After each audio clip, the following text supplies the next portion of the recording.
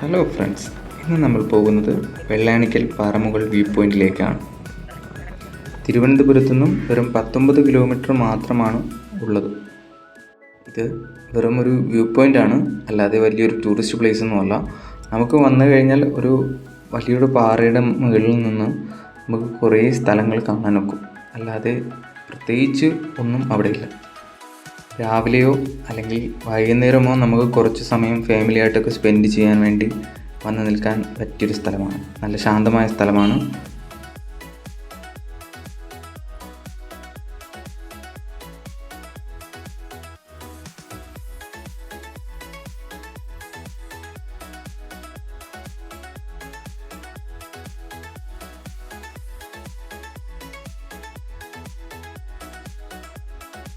ഇതുപോലുള്ള കുഞ്ഞു കുഞ്ഞു വീഡിയോസിനായി നമുക്ക് ഒരുമിച്ച് യാത്ര ചെയ്യാം. അപ്പോൾ പാക്കലാം.